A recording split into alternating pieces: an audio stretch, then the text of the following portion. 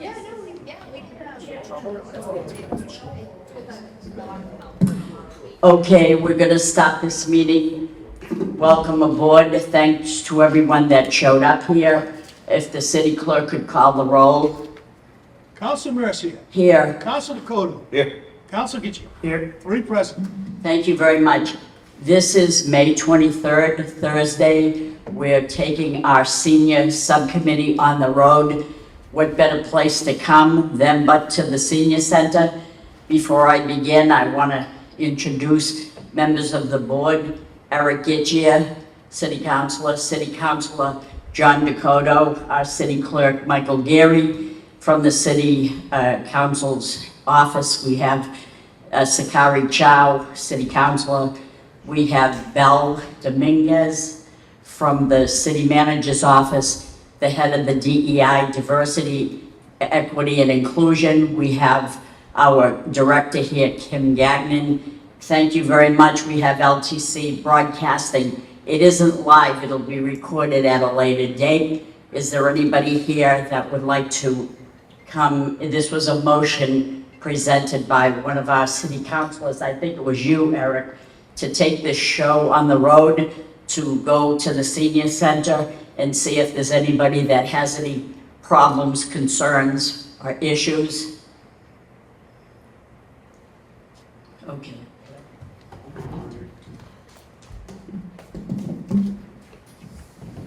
Is this going to work, Eric? Sure. Read well. So. Yeah. Is this going to work? Yep.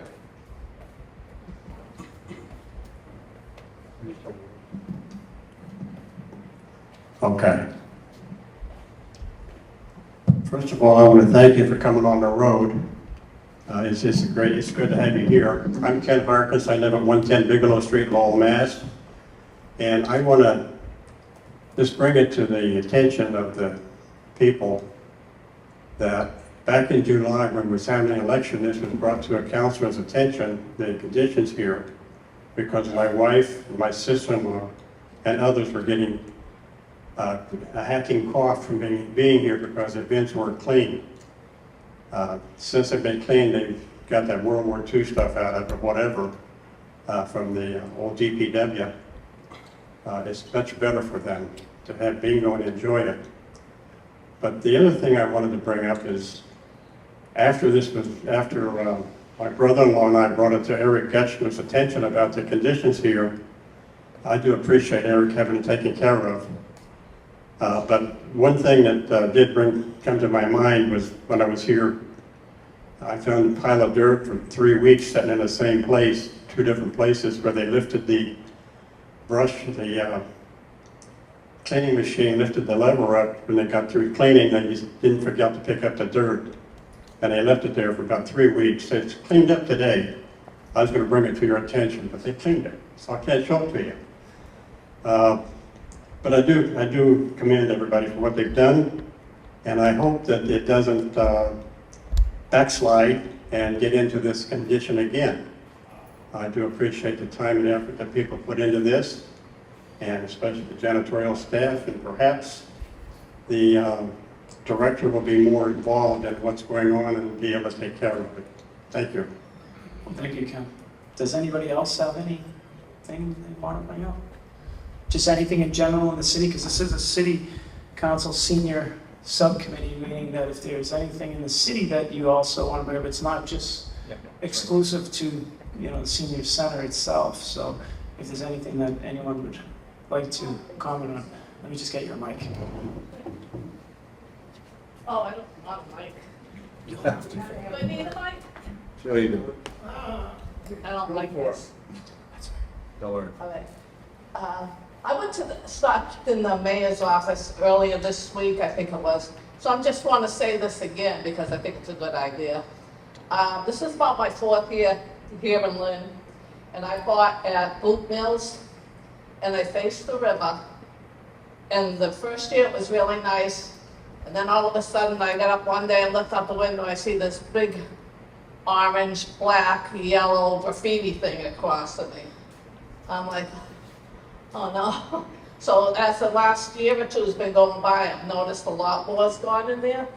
on that big wall across the river, in between the two bridges, between Aiken and Bridge Street, there's a long gray wall on the river.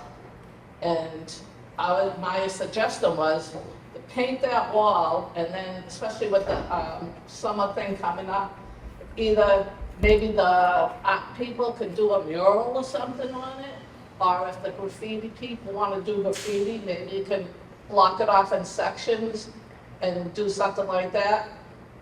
Just so that doesn't look like graffiti thrown here and there, you know what I mean? It'll look a little more cohesive. Just to clarify, exactly where are you talking about? Between the Aiken Street Bridge? Yes. And In Bridge the Street. Bridge Street, did that? If I'm on this side of the bridge, Yep. I look across the river, there's a wall that goes that whole way. Okay, it is all just And there's, graffiti. now there's graffiti all splattered. It's still there, is it just expanding? Everybody Yeah, expanding? yeah. And Okay, so that's how I was just saying, I thought, that's fine. you know, that's with the artsy place, maybe they could do something. If anything, we just have to clean it up, so. Yeah, it doesn't look nice, you know? Yep, It's exactly. about something like place. Very good. Thank you. We also want to recognize that Assistant City Manager Machado is here, and I'm sure he just took notes on all of that, so he'll take a look at it. He'll have it done in 2 hours. What's that? He'll have it done in 2 hours. But I made a note of that, I'll look into it. There was a stretch there last year where we had sheriff's office remove some graffiti. Right, I can reach out to them again and see what we can do. So Assistant City Manager Machado said that he'll reach out to the Middlesex Office of Corrections and they'll take Can I it. say something? Sure, go ahead. On a good note, Yeah. you guys do an excellent job as far as the summer fling thing and the winter fest and the summer fest and the parade. You guys do a great job to get it done real good. We get a lot of credit for things that the manager's office does. Well, I can't pass it on, pass it on. As coming from, you know, just being here for 4 years, that's one of the things I noticed right away. You guys got that down good. I don't mean to patronize my colleague, I've known her for many years. But as the gentleman had stated earlier, if it wasn't for Council Gitchie bringing forward the condition of the towels, I'm not sure when they would have been done, so kudos to you, Councilor, and making sure that, you know, this place is properly run and safe. And I think that's, if you have concerns, I mean, that's exactly what we have. If you have concerns of what's going on here or anything in the city council needs to act upon. So I appreciate you bringing that up. And thank you, Councilor Dakota, but it does really take a team effort, and I think that when we called over to the manager's office, when you talk to Sean Machado or to Tom Golden or to his staff, they're very responsive to a lot of these issues, and they came right out and tried to get it repaired after Ken had reached out to me and said, look, you know, we have major problems down here, can you take a ride down? And that's one of the things that generated us trying to do a subcommittee down here. It's not about how many people are in here, but now we have 3 extra eyes to look at what you're looking at every day. So we're trying to make sure that there's an environment down here. Like today, it's 84 degrees upstairs. And I had made the call to Assistant City Manager Machado, and he said they've been working on it since this morning to try to get those units fixed. And that's one of the challenges to an older building is that the heating unit in here, they've been neglected for a long time, as Ken had eloquently said. So those are the challenges we're all looking at before we look at this building and trying to figure out, you know, where are we going and how do we give you the quality of life that you all have given us. So that's really the reason why we're down here, and I'm hoping that we can continue this once a month and try to bring more and more people in. But it's not about how many people show up here. It's about showing you that you have a former mayor, Chow, down here, who's the city councilor also, who's down here looking at the building also and saying, okay, you know, does this meet his needs? And you have a lot of the manager's staff down here also. So it's not like we're gonna try to walk away from here without putting our eyes on it more often, Ken, than we have in the past. And I think that that's the complete pieces to try to come out to all of you and try to give you some board to say anything that you guys would like to see down here, but not only that, between your taxes, between your roads, between your water bills, between everything that is a quality of life issue for all of you. That's why we're down here. So hopefully we can listen to your needs and try to figure out a way to get them done. So that was really the reason why we came down here. And I know how important the senior center is to a person who the building is going to be named after very shortly. So, Councilor Mercia. So we dedicated the building to Councilor Mercia. So she's very involved down here. So that's really the reasons why we're here. And we tried to make it during the time frame where people could actually come down and enjoy it. I guess I would ask the people that are here, do you feel that this is once a month is a good thing to schedule down there? And everybody kind of Just just. forgive me, I have such an upset stomach, I flew out all over the place.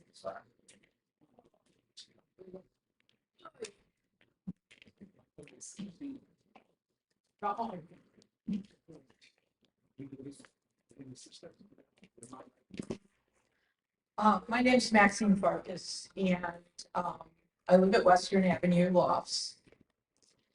And a year ago, Aurora Erickson, who's the director of programming here, sucked me into volunteering.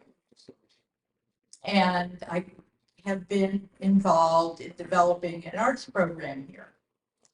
I was very fortunate. I was able to get a grant, an ARPA grant, to fund buying equipment and supplies for art classes. I got a Mass Cultural Council grant to fund the art shows, which are upstairs. And I got a Lowell Cultural Council grant to fund classes. It's a lot of work getting those together. And I spent a lot of time looking at the way the center operates. And I know it's too late for fiscal 25, but I would like you, if you're coming every month, you'll hear from me quite a bit on this. I would like you to consider for fiscal 26 increasing the amount of funding that you give to the senior center. Because I looked at the budget, just the outline, so I couldn't look at the line items, but it doesn't look like there's a big increase for the coming year. This place runs with a staff that is absolutely minimal. I am, Kim and Aurora, they're putting out fires every day. They, and we're missing people. We don't have a volunteer coordinator. We don't have a driver so we can do field trips. I think part of it could be that, there's been a turnover in personnel. But seriously, if you look at the line items and if you look at what positions are vacant, it's the fact that we get meals out, classes happen. Yeah, the AC doesn't work, but okay, we'll survive. But we don't want to burn out the staff that's here. And so if you could consider and do some long-range planning about raising the amount of money. Last year's budget allocated $6,000 for recreational programming. We have 2,400 active members of the senior center. So the city is allocating $2.54 a year per person for programming. You can't even go to a movie for that. I'm lecturing you, and I apologize. This is the COA board puts up with me, and the Friends put up with me. But I really, really want to see the city give the kind of support that we need for the senior center. Give Kim Gagnon, the director, give her the ability to take what is a beautiful facility and populate it with programming that really reflects the diversity of here. And I will now show up. No, you spoke eloquently, very well. I want to get back to the beginning of your speech. You had said that you actually applied for the grants yourself. I applied using the Friends of the Lowell Council on Aging Center as a fiscal agent. And how did that work out? I applied, over the course of last year, I applied for 5 grants. I got 3 out of 5. And when did council get you, if we could look into some support of help here? It shouldn't be 3 out of 5, it should be 5 out of 5. So let's just go back a little bit and how the budget works and how funding and stuff comes about. The city council can't increase people's budgets. They can only make cuts. So when it all starts off, it goes through the director. So the director puts in a wish list to management, to the city manager and his finance team of what their wish list is. And then they come back and say, okay, is this feasible, or do we have to go back and cut things out? I don't know what was put in because we don't get to see that. So I don't know, Kim is here if she wants to speak to something like that, but at the end of the day, it comes down to what was Kim's original wish list that got sent to the manager. If we need to talk to that piece, that's one thing if it was cut. But if a department head is not bringing forth those pieces, then that's what needs to increase is their wish list. We've dealt with that with the library. We've watched it. MIS is trying to come through that path. DPW is that way. The Parks Department, you look at all the open space that needs to be taken care of. The schools, our facilities department, they have 29 schools to take care of. So they come through on a wish list with items that they want to see, and the manager will set off those pieces. Now, I don't know what was put forth, so I would certainly ask that question to the CFO and see if there was something that the director had put forth that didn't get accepted and why those reasons were. And right now is probably the best time to get some of the things, because at the end of the year, last year, we had $15 million that was unspent or got sent back to the free cash, 15 million. So that told me in the March, April area that there was funding left over that we could have transferred to other places to develop some of those things.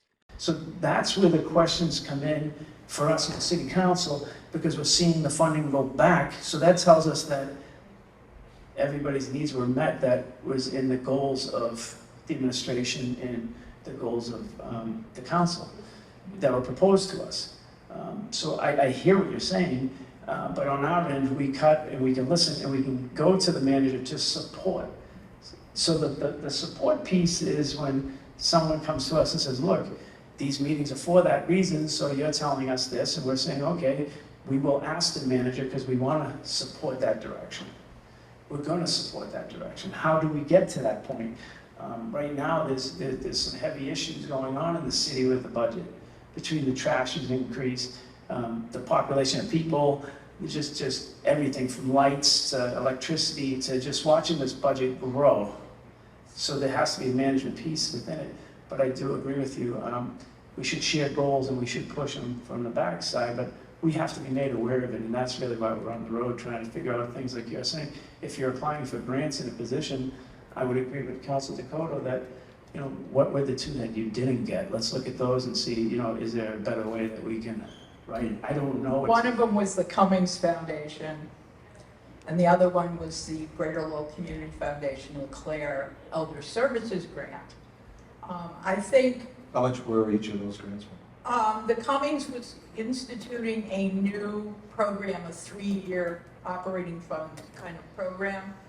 And I asked for $10,000 a year for the next 3 years. And LeClaire, I asked for $7,000. I think one of the problems with the Cummings is because the art program is so incredibly new, because that's what I was asking for money for, Sure. that they want to see, I'm pretty sure when I talked to them in July, that they were looking for a proven track record. Got it. You know, it was kind of like I applied last December, and I didn't have the statistics to work with. And I understand the way the budget works. I understand that last, fiscal '24 was Kim's very first budget in this place. And she got hit with it almost from the day she walked in the door. What I'm looking to the city council for is attention.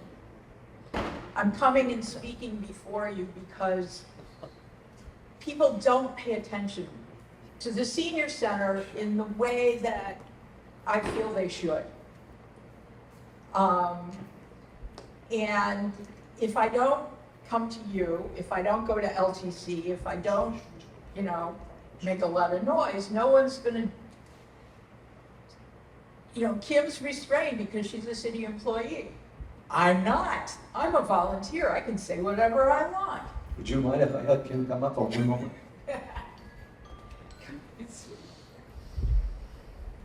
We love Maxine. You know, we went on already. I You should be on hope- the city council. I hope that you're seeing that we really are vested in you, and that's why we're here, and that's what we were talking about, of all these things, is that Ken reached out first, and then we just started to try to, okay, let's dive in and see. And the busing thing, I did reach out to Assistant City Manager Machado and told him, if you need a bus driver, I will drive for you. You probably don't want that. Eric, I'm trying to. Ms. Gagnon, first off, all I've heard is really good things from a lot of seniors, of the job that you're doing here, and with Maxine saying that you have the staff. I would like to ask you, and Councilor Gishia is correct, we can't up the budget. So I'm wondering, for the budget allocation that you put in, was it what you wanted, or was it? No, most of it, I think, last year was my first time doing the budget, and I kind of came in and did it very mathematically, what we used before, just very much, so I didn't ruin anything. That was my main goal of last year. But coming in and having this year to kind of go over everything, and even coming to the end of this year, we actually are we're submitting a PO this week or early next week for supplies for programs. Aurora and I have been working together to get those done. And I feel confident that coming into the next year, we can put more into that, because it is important. And It's understandable, I mean, the work that Maxine's doing with the local agency, but I would like to see you put in for an increase in the general fund, so we can look at it and just substantiate that. I mean, I can just certainly speaking, try. hearing and listening to Maxine speak, I mean, there's a lot more that needs to be, a lot more resources need to be given to seniors. One of the greatest pieces the management team has is at the end of the budget, as we talked about, and Manager Golden has been phenomenal at moving money that people need towards the end of the budget year, because you see what's freed up. yes, And I don't think he would ever use it against you if you didn't put it up front. It's like, okay, I need these much materials, but if you have a good reason why you need something, at the end of the year, that's when he knows, okay, we didn't fill 28 positions at the police department. So we know that we have funding left over there, so now we can take shift that piece over to here. Yeah. And that's, your conversations not only in municipal government on my end, since I've, for 35 years, have always been towards the end. If I really want something, and I want it bad enough, I usually go in February, March, and say, hey, is there any way, if there's funding left over another year, is there a way you can help out?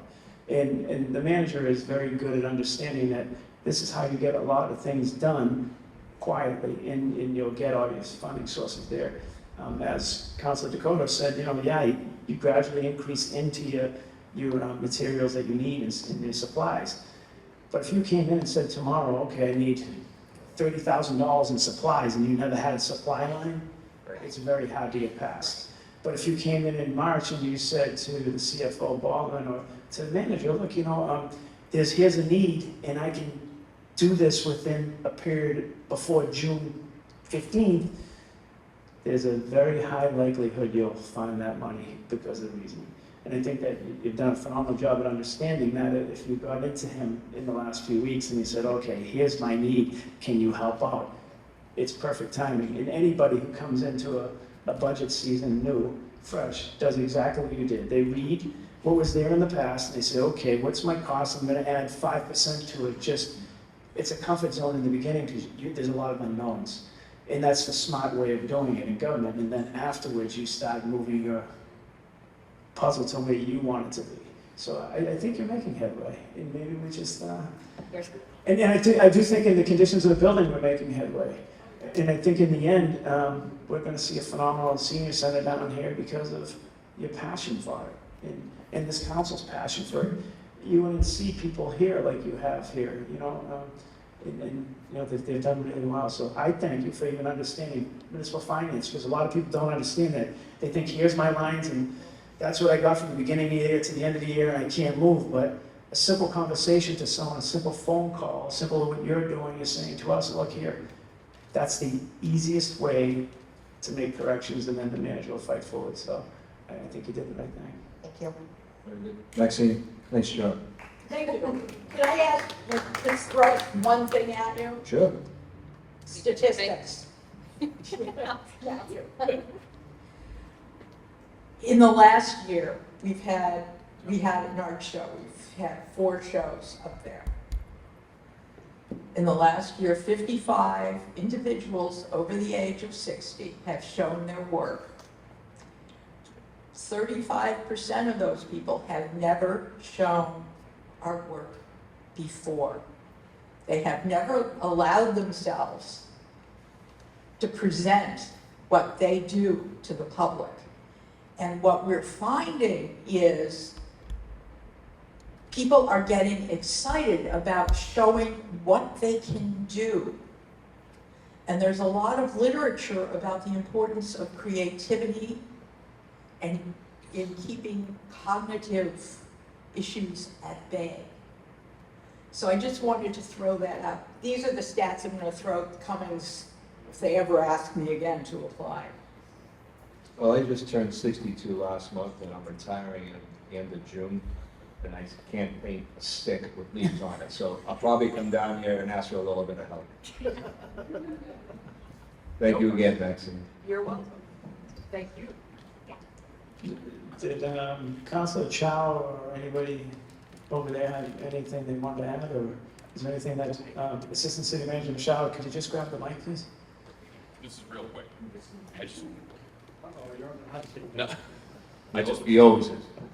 I just want to say that Councilor Gitchie did offer to drive the bus, and we're still working that out. That is a fact. He did say he would do that. I'll make a recommendation. I'm a bus driver. I'm going over the road. I've been to senior centers before. You're advertising wrong, because the real bus driver is not going to be a bus driver and a janitor. Because the bus driver ends up being a janitor, and the driving is the secondary item. That's something we'll look into. I wouldn't apply for them to be a janitor. If they are driving for a field trip, they do not need the necessary paperwork for a commercial driver's license. That's why Councilor Gitchie will be driving the bus. And I do have a commercial driver's license, just so everyone knows that. Mine's got a passenger endorsement with the DOT card on it. I do want to say I agree with that completely, and one of my goals for the fiscal year is to separate the custodian and the driver position. That was my actually top goal. Now you got somebody on record for it. There you It's go. going to be your driver. Sometimes he regrets what he says.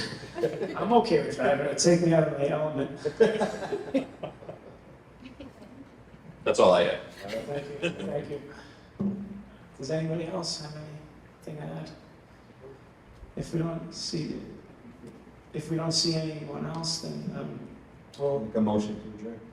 make a motion to adjourn. I'm Councilor DePaolo. I appreciate y'all coming. Second. Thank you. All those in favor? Aye. Thank you. Thank you, everyone.